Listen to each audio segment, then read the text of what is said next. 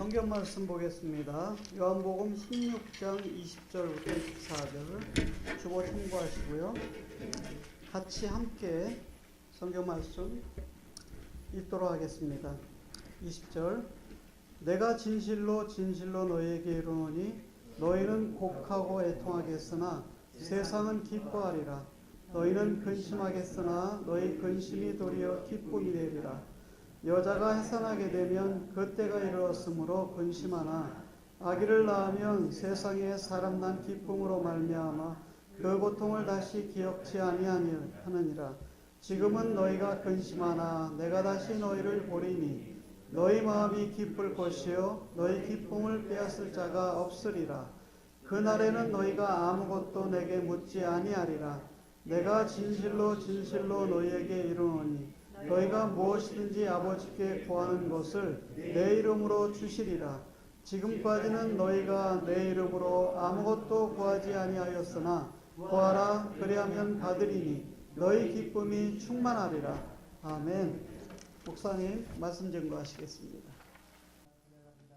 축복합니다. 잘 오셨습니다. 예, 감사합니다. 날씨가 많이 좋은 것 같습니다. 좀 약간 쌀쌀해지긴 했지만 그래도 12월 이 정도면 알바대 사는 은혜가 하나님의 은혜가 있는 줄 믿습니다.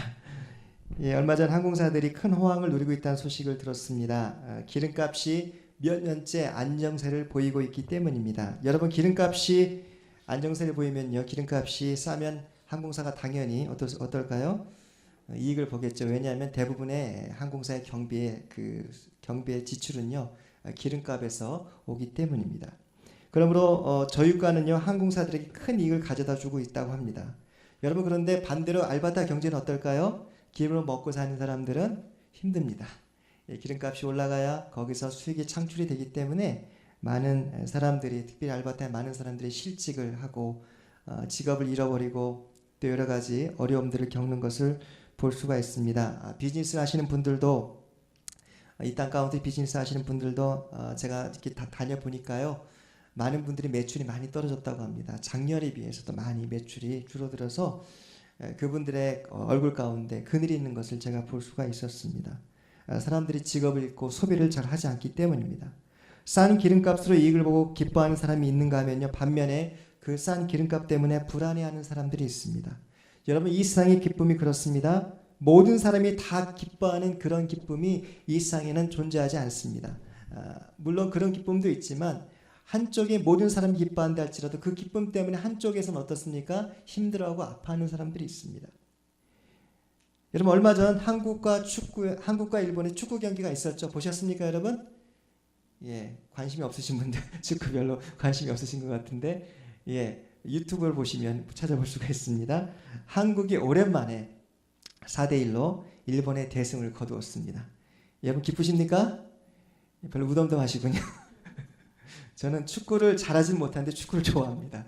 보는 걸 좋아합니다. 보는 것. 야구를 잘하지 못하는데 야구를 보는 걸 좋아해요. 국가대표를 비판하던 한국 신문들은 일제히 칭찬하는 기사를 올렸습니다.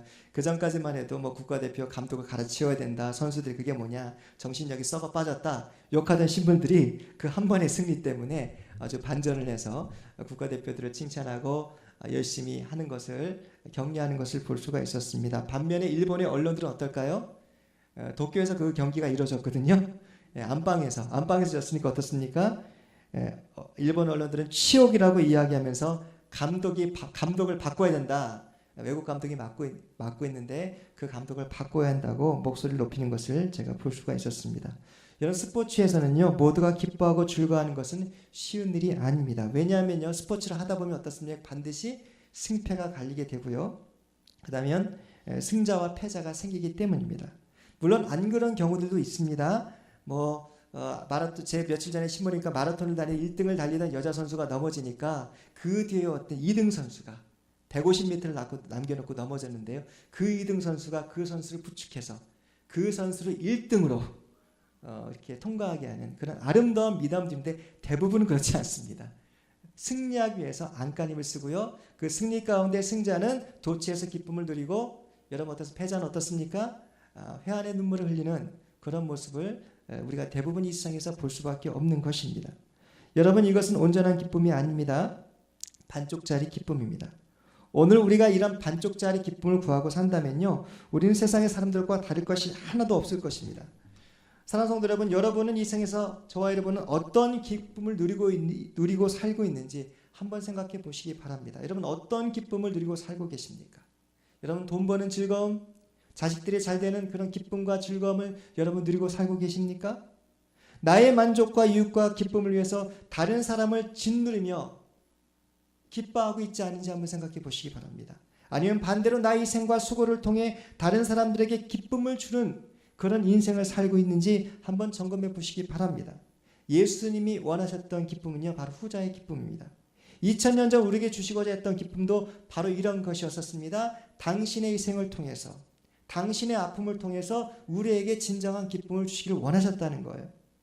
예수님이 이 세상에 말하고자 했던 기쁨이 바로 이런 것이었습니다. 오늘 본문은요, 세 가지 기쁨을 이야기하고 있습니다. 우리 첫 번째, 우리 20절 말씀 읽겠습니다. 16장 20절 말씀. 16장 20절 말씀 함께 읽겠습니다. 시작. 내가 진실로 진실로 너에게 이르노니 너희는 곡하고 애통하겠으나 세상은 기뻐하리라. 너희는 근심하겠으나 너희 근심이 도리어 기쁨이 되리라. 자, 뭐라고 얘기하고 있죠? 세상이 기뻐할 것이라고 얘기하고 있어요. 세상이 기뻐한다고 얘기하고 있습니다. 2000년 전 예수님이 이 세상에 태어났을 때 모든 사람들이 기뻐한 것은 아닙니다. 가장 먼저 근심을 했던 사람이 있었죠. 누구였을까요, 여러분? 마태복음 2장에 보면 등장하죠. 누구죠? 헤롯 왕이 근심했습니다. 가장 근심했던 사람은 바로 유다를 통치하고 있었던 헤롯 왕이었었어요. 헤롯은 예수님이 태어났다는 소식을 동방박사에게 듣자 예수님을 어떻게 하겠다고 얘기하고 있죠? 경배하겠다고. 처음에는 경배하겠다고 얘기했어요. 어디 태어났는지 나에게도 좀 알려줘라. 내가 그 예수를 찾아가서 경배하겠다. 내가 그 메시아를 경배하겠다고 이야기했습니다. 함께 기쁨의 소식을 나누고자 한 것처럼 보입니다. 그러나 사실 그의 마음은 어땠죠? 그의 마음은 정반대였었습니다. 불안했고요. 그 왕을, 그 아기 예수를, 그 아기 메시아를 죽이고자 했습니다. 그 소식은 그에게 절망의 소식이었습니다. 근심의 소식이었습니다. 그가 가지고 있던 기득권을, 왕의 자리를 예수가 빼앗을 것이라고 생각했기 때문입니다. 그래서 그는 동방박사가 다시 돌아오지 않고 아기 예수를 만날 수 없게 되자 어떻게 하죠? 베들레헴에 있는 2살 이하의 어린아이들을 다 죽여버렸어요. 여러분, 2살 이하의 어린아이를. 그제 신문에 보니까 한국의 이대 목동병원에서 신생아 4명이 1시간 사이에 동시에 죽었습니다. 물론 그 미숙아들인데요. 제가 이 얘기를 하니까 저희 아내가 미숙아는 영혼이 아니냐고, 제가 그런 뜻으로 얘기한 게 아닌데, 여러분, 미숙아도 어떻습니까? 영혼이에요. 여러분, 많은 사람들이 낙태에 대해서 아무렇지 않게 생각하는데 그 낙태, 그 어린 생명도 어떻습니까? 하나님 주신 영혼입니다. 하나의 인격체입니다. 2살 이하의 어린아이를 싹 다 죽여버렸어요. 베들레헴에 있는. 그리고 나서야 어떻습니까? 그의 마음에 안정과 기쁨을 누릴 수가 있었습니다. 어린아이가 죽었는데 비로소 그의 마음에 안정과 기쁨을 누릴 수가 있었어요. 여러분, 그 어린아이를 죽이고 마음의 평강과 기쁨을 누릴 수 있다는 것이 여러분 상상이 가십니까? 우리는 이렇게 생각할지 모릅니다. 그는 하나님 모르는 세상의 악한 사람이기 때문에 그럴 수 있다고 생각할지도 모릅니다. 테러리스트들이 무고한 시민을 죽여 세계에 자신들의 존재를 알렸을 때 기뻐하는 것과 같다고 생각할지 모릅니다. 여러분, 그런데요, 30년이 지난 후에 이런 일들은요, 하나님을 모르는 사람들이 아니라 하나님을 너무나 잘 아는 제사장과 율법사들과 서기관들과 유대인들에 의해서 똑같은 일들이 자행되어졌습니다. 바로 예수 그리스도를 십자가에 못 박고 그들은 어떻게 했습니까? 기뻐했습니다. 기뻐했어요. 그들은 예수님이 살아 생전에 어떻습니까? 예수님을 죽이지 못해서 마음에 근심이 쌓여만 갔습니다. 그 예수를 죽여야 될 텐데, 저 예수, 사람들의 인기를 끄는 저 예수를 죽여야 될 텐데 하면서 근심했었어요. 사람들이 예수님을 따르고 그의 말씀에 더 귀를 기울이고 그가 가는 곳곳마다 기적이 나타나고 이로 인해 사람들이 기뻐하자 그들은 근심했습니다. 기뻐하지 않았습니다. 근심했어요. 더 이상 사람들이 자신들의 이야기를 따르지 않고 예수의 말을 더 믿고 예수님이 해석해주는 성경의 말씀들을 더 믿고 따랐기 때문입니다. 그들은요, 그렇게 앉아 가만히 있지만 않았습니다.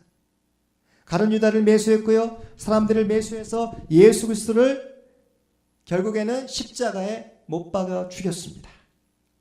예수를 바라보며 따랐던 사람들은 어떻게 했을까요? 낙담했습니다. 그들의 기쁨이 슬픔이 되었습니다. 반면 세상에 예수를 반대했던 사람들은 어떻게 했을까요? 그의 기쁨을 회복했습니다.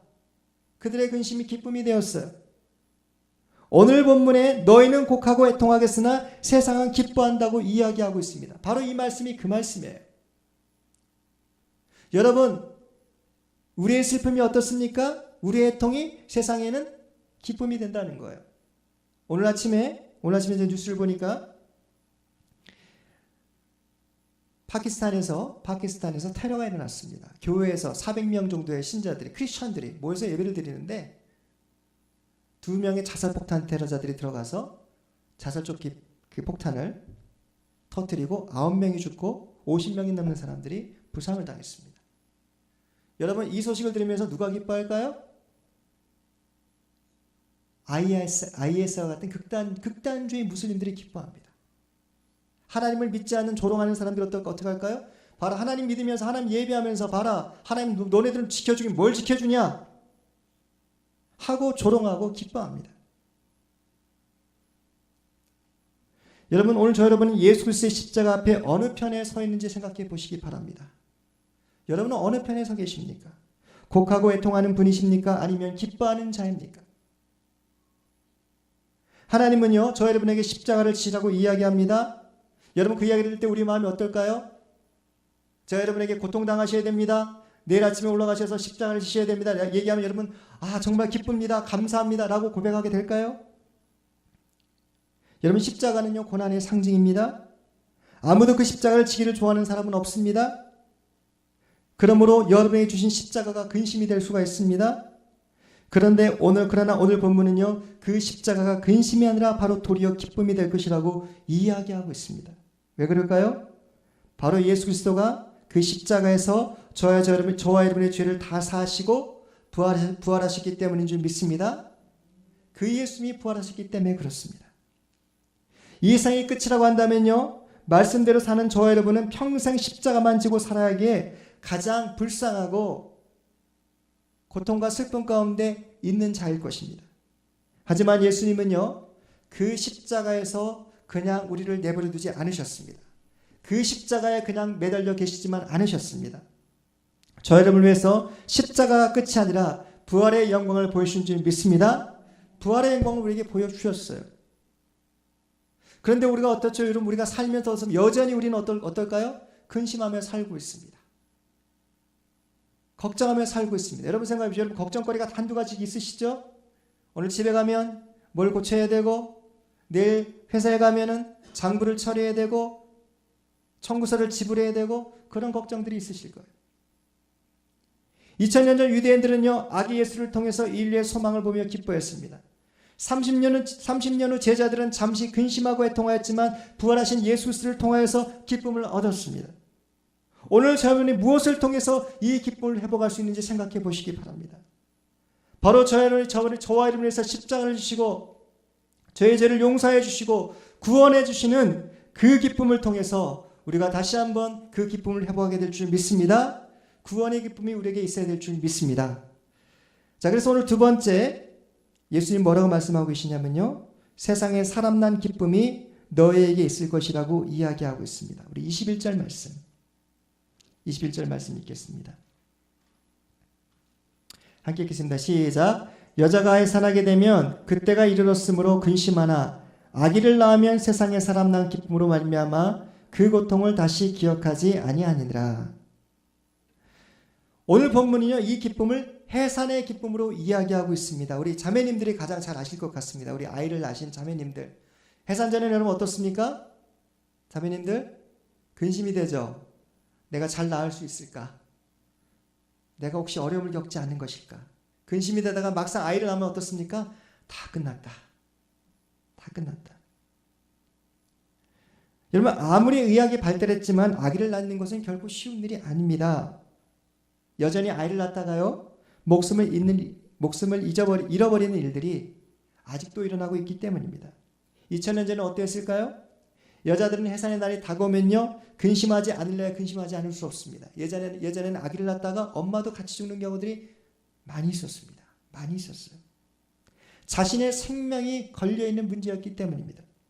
예수님 탄생 당시에도 그랬습니다. 마리아는요, 예수님의 어머니 마리아는 만삭의 몸을 이끌고 유대 땅 베들레헴으로 찾아갔습니다.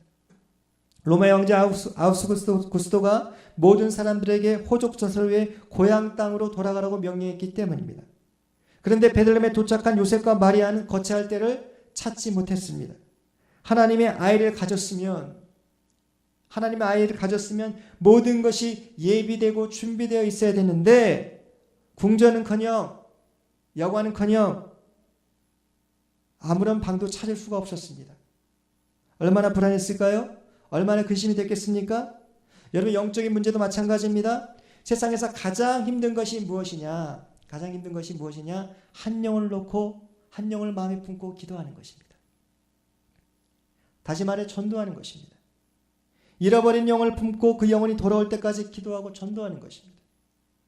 누가복음 기자는요, 누가복음 15장의 이 장면을 세 가지 비유를 통해 잘 소개하고 있습니다.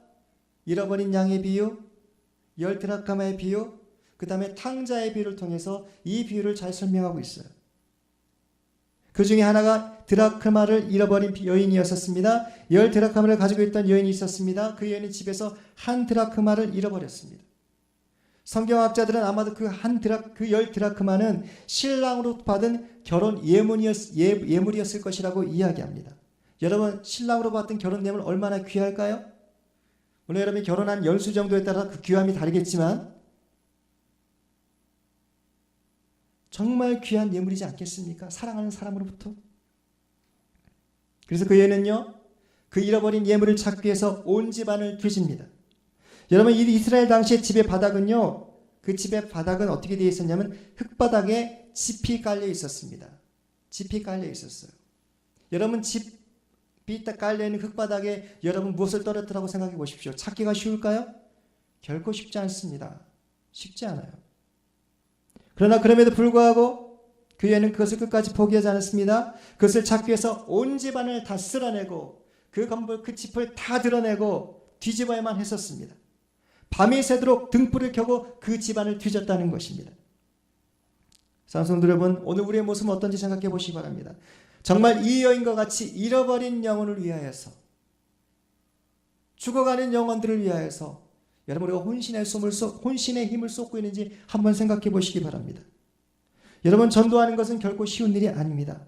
해산의 고통과 같은 어려움이 있습니다. 나의 생명과 바꿔야 하는 그런 용기가 필요합니다.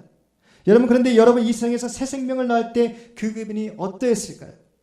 오늘 본문은요, 그 기쁨을 세상에서 사람 난 기쁨이라고 표현하고 있습니다. 세상에서 사람 난 기쁨이라고 표현하고 있어요. 여러분, 남자인 저는 그 기분을 잘 알지 못합니다. 제가 분만실에 2번이나 들어갔지만 그냥 서 있다가 얼떨결에 탯줄 2번 자른 것이 전부예요. 제 아내가 누렸던 그 기쁨은 제가 알지 못하죠.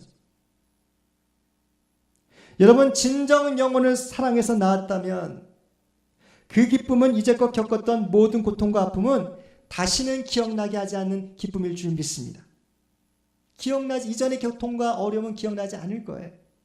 잃어버린 영혼이 예수님 앞으로 돌아온다면 그 기쁨으로 이전의 수고는 아무것도 아니라는 것입니다. 아무것도 아니라는 거예요. 예수님은 누가복음 15장 7절에 다음과 같이 얘기하고 있습니다. 죄인한 사람이 회개하면 하늘에서 회개할 것 없는 의인 99으로 말미암아 기뻐하는 것보다 더하리라. 죄인한 사람이 회개하면 하나님의 사자들 앞에서 기쁨이 된다고 이야기하고 있습니다. 10절에 기쁨이 된다고 얘기하고 있어요. 이것을 통해서 얼마나 하나님도 이 일들을 기뻐하시는지 알 수가 있습니다. 이 하늘의 기쁨, 여러분, 이 세상의 기쁨이 아니라 하늘의 기쁨. 이 세상에서 세상의 사람 난 기쁨을 우리가 얻을 수 있다면 이것을 위해 겪었던 인생의 어떤 고난도 고통도 다시는 우리가 기억하지 않는다는 거예요. 그 기쁨을 어느 누구도 빼앗을 수 없다는 것입니다. 빼앗을 수 없습니다. 그 기쁨은 나만이 알죠. 나와 하나님만이 아십니다. 하나님만이 아세요. 그래서요, 예수님은 세 번째 세상이 빼앗을 수 없는 기쁨을 주실 것이라고 우리에게 말씀하셨습니다. 우리 22절 말씀 보겠습니다. 22절 말씀. 누가복음 16장 22절 말씀 읽겠습니다. 시작. 지금은 너희가 근심하나 내가 다시 너희를 보리니 너희 마음이 기쁠 것이요 너희 기쁨을 빼앗을 자가 없으리라. 다시 한번 읽겠습니다. 시작. 지금은 너희가 근심하나 내가 다시 너희를 보리니 너희 마음이 기쁠 것이요 너희 기쁨을 빼앗을 자가 없으리라. 자, 우리의 기쁨을 어떻다고요? 빼앗을 자가 없다고 이야기하고 있어요. 여러분의 기쁨을 빼앗을 자가 없다고 이야기하고 있습니다. 여러분, 이 세상에서 기쁨은요 잠시뿐입니다. 잠시뿐이에요. 여러분, 여러분의 자녀들을 지금 품 안에 두고 있지만은 여러분 자녀를 키우는 기쁨은 영원합니까? 아닙니다. 잠시뿐이에요. 잠시뿐. 그 아이들이 나중에 성장해서 독립하고 나면요 그 기쁨을 다시 누릴 수가 없습니다. 그래서 어떤 분들은요 여행하는 그 기쁨도 어떻습니까? 잠시뿐이기 때문에 건강할 때 열심히 다니고 있을 때 잘 누려야 된다고 이해하는 분도 계십니다. 그러나 그것이 영원하지 않습니다. 영원하지 않기 때문에 그렇습니다. 여러분, 로또를 맞은 기쁨도 어떨까요? 로또를 맞은 기쁨도 잠시뿐이에요. 잠시뿐. 여러분, 캐나다에서 빌리언 달러, 그러니까 30억 불, 캐나다에서 뭐 거의 그 세계 660의 거부라고 하더라고요. 그 부부가 어제 보니까 두 부부가 갑자기 의문의 살해를 당했다고, 죽음을 당했다는 기사가 제가 볼 수가 있었습니다. 여러분, 75세 되도록 30억 달러를 갖고 있었지만 어떻을까요? 그것이 영원하겠습니까? 결코 영원하지 않습니다. 영원하지 않아요. 여러분, 스티브 잡스의 기쁨이 영원했습니까? 아니죠. 수많은 기기들을 만들고 사람들의 칭송을 받고 환호를 받았지만 그도 죽음 앞에서는 그 기쁨을 영원히 가져갈 수가 없었습니다. 여러분, 여러분이 누리고 있는 이 세상의 기쁨은 영원하지 않습니다. 왜냐하면요, 이 세상의 고통과 근심이 바로 사망의 권세가 저 여러분의 이 세상의 기쁨을 빼앗아 가기 때문입니다. 예수님을 십자가에 못 박았던 제사장들과 율법사들과 유대인들의 기쁨 또한 어땠을까요? 잠시뿐이었었습니다. 그들은 예수님을 죽이고 환호하고 기뻐했지만 그 기쁨은 잠시뿐이었습니다. 그들은요, 예수 그리스도의 부활로 말미암아 다시 근심 가운데 빠졌습니다. 예수를 죽였는데 그 예수가 부활하고 교인들을 다 없앴다고 생각했는데 초대교회가 흥황하는 걸 보면서 그들은 다시 한번 근심에 빠졌어요. 여러분, 그러나 믿음의 사람들은요, 이 부활의 사건이 바로 그들에게 큰 기쁨이 되었습니다. 영원한 기쁨이 된 줄 믿습니다. 영원한 기쁨이 되었어요. 사도행전 4장 33절에 사도들이 큰 권능으로 주 예수의 부활을 증언하니 무리가 큰 은혜를 받았다고 이야기하고 있습니다. 사실 초대교회 교인들은요, 이 세상에서 가장 큰 박해를 받았습니다. 지금도 중동에서, 파키스탄에서 많은 사람들이 박해를 받고 있었지만 그 정도가 아니었었어요. 가장 큰 잔인한 박해를 받았던 사람들이 초대교회 교인들이었습니다. 아마 교사 가운데 그렇게 무참하게 짓밟히고 고통을 당했던 적도 없었을 것입니다. 그러나 그럼에도 불구하고 그들은 뒤로 물러서지 않았습니다. 그들에게는 왜냐하면 세상이 빼앗을 수 없는 그 기쁨을 직접 경험했기 때문인 줄 믿습니다. 세상이 빼앗을 수 없는 그 기쁨을 그들이 직접 보았기 때문에 그들은요, 뒤로 물러서지 않았습니다. 산성도 여러분, 어떤 장송 기자는요 이렇게 적고 있습니다. 구원함을 얻은 기쁨 세상에서 제일이라고 고백하고 있습니다. 여러분 믿으십니까? 구원함을 얻은 기쁨 세상에서 제일이라. 로또를 맞은 기쁨보다도, 내 비즈니스의 매출이 2배가 되는 기쁨보다도, 우리 자녀가 캐나다에서 수석하는 그 기쁨보다도 구원을 얻은 기쁨이 여러분 세상에서 제일인 줄 믿으십니까? 그 기쁨이 제일이 되셔야 돼요. 저는 가끔 사람들에게 이렇게 묻습니다. 사랑하는 형제님, 자매님, 요즘 무슨 재미로 사십니까? 어떤 즐거움을 가지고 사십니까? 연말이 되어서 많은 사람들이 모여 파티를 합니다. 많은 사람들이 먹고 마시고 즐기며 이 성탄의 기쁨과 즐거움들을, 연말의 기분들을 내는 것을 볼 수가 있습니다. 여러분, 우리 그리스도인들은 어떻게 이 기쁨들을 누려야 될까요? 크리스마스의 기쁨, 이 조이들을 우리가 어떻게 나눠야 될까요? 오늘 말씀과 같이 세상에서 난 사람의 그런 기쁨을 누려야 되지 않겠습니까? 세상 사람들에게 정말 세상에서 빼앗을 수 없는 그런 기쁨을 소개하시길 주님을 부탁드립니다. 그 기쁨을 소개하셔야 돼요. 여러분이 그 영혼 때문에 아파할 수 있습니다. 입덧을 할 수가 있습니다. 아무런 음식도 먹지 못할 수가 있습니다. 그러나 여러분이 언젠가 그 영혼을 해산하게 된다면, 주님 앞으로 그 영혼을 하나님의 나라로 인도하게 된다면, 하나님 나라에서 잔치가 벌어지고 세상이 빼앗을 수 없는 그 기쁨을 바로 이 땅과 하늘에서 우리 모두가 함께 누리게 될 줄 믿습니다. 그 기쁨을 누리시길 주님 부탁드립니다.